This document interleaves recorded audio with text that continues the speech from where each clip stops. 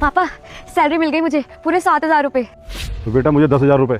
अब सबसे पहले एक काम करेंगे, किराने वाले के पैसे दे देंगे और बिजली का बिल दे देंगे और बेटा मकान का किराया भी दे देंगे। अच्छा हुआ ना पापा, सही टाइम पे सैलरी मिल गई, अब सारे काम हो जाएंगे। आप लोगों को सैलरी मिल गई? जी साहब, मिल गई सैलरी।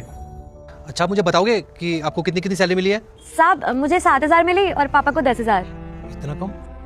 आप लोगों की सैलरी इतनी ही है? हाँ साहब जी, हमारी सैलरी इतनी है, मेरी 10 है, इसकी 7 है। अच्छा, कहीं ऐसा तो नहीं है कि आप लोगों ने छुट्टी की और उसके पैसे कट गए हो? साहब जी, हमने कोई छुट्टी नहीं की, हम रोज काम पे आते हैं। आप दोनों एक काम करना, अभी थोड़ी देर बाद मैं अपने कैबिन में बुलाऊंगा, तो आ जाना। अरे क्या हुआ साहब जी, हमसे कोई गलती होगी साहब? नहीं नहीं, कोई गलती नहीं हुई है, बस मुझे कुछ पता लगाना है। जब तक मैं ना बोलूँ घर मत जाना। ठीक है साहब जी।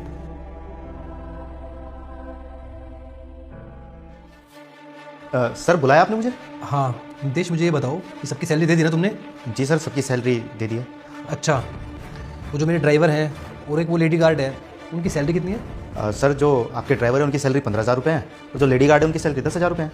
तो उनकी पूरी सैलरी दे दी ना तुमने? हाँ सर, सैलरी दे दी है मैंने। आप ये सब क्यों पूछ रहे हैं? एक बार इधर आना।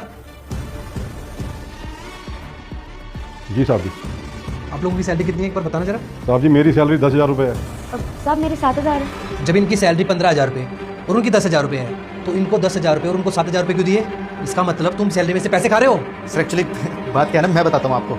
मुझे ना इन लोगों से कुछ पैसे लेने थे, इन्होंने एक बार मुझसे उधार लिए थे। मैं कर रहा हूँ ना सर से बात, आप लोग बाहर जाओ, मैं सर से बात करके आता हूँ। वो बाहर नहीं जाएंगे, जो भी बात होगी ना इनके सामने ही होगी, ताकि इनको पता चले कि इनके साथ कितना गलत हो रहा है।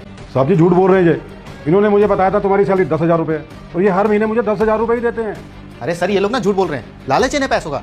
जो इन्हें सैलरी मिल रही है उसमें इनका पेट नहीं भर रहा, और चाहिए इनको, बस और क्या। अच्छा, ये लोग झूठ बोल रहे हैं। एक बार इनकी सैलरी की ट्रांजैक्शन दिखाना मुझे। सर वो एक्चुअली ट्रांजैक्शन का तो नहीं है कुछ भी, वो कैश पेमेंट की थी ना, इसलिए। कैश में दी है? जब सबकी सैलरी ऑनलाइन पे होती है तो इनको कैश में क्यों? कैश में तो दोगे ही ना, तभी तो इनके साथ धोखाधड़ी कर पाओगे। मैं शराब देती हूँ तेरी माँ मर जाएगी। अगर आपने वीडियो को लाइक और चैनल को सब्सक्राइब नहीं किया तो। मैंने देखा यहाँ पे जितने भी स्वीपर्स हैं, गार्ड हैं, ड्राइवर हैं, उनको सैलरी तुम कैश में देते हो। सर इन्होंने अकाउंट नंबर ही नहीं दिया, तो मैं क्या करता? मैंने तो इनको बोला था कि अकाउंट में कर देता हूँ सैलरी। नहीं सर, हमने अकाउंट नंबर दे रखा है, ये कहते हैं अकाउंट में दिक्कत हो जाती है, इसलिए कैश में ले लिया करो। सर मैं अरे बस करो, 80,000 रुपये सैलरी है तुम्हारी, इन लोगों से 8-10 गुना ज्यादा। तुम फिर भी धोखाधड़ी कर रहे हो इनके साथ। अरे पूरा महीना मेहनत करते हैं वो, जब जाके थोड़े से पैसे उनके हाथ में आते हैं, उन पैसों से बड़ी मुश्किल से अपना घर चला पाते हैं, और उनमें से भी तुम्हारे जैसे लोग ना इनके हक के पैसे खा जाते हैं। आई एम सॉरी सर, वो कोई गलती माफ कर दीजिए। अरे किस चीज की माफी मांग रहे हो तुम मुझसे? कि तुमने मेरे साथ धोखाधड़ी की या फिर इनके हक के पैसे खाए उस चीज की?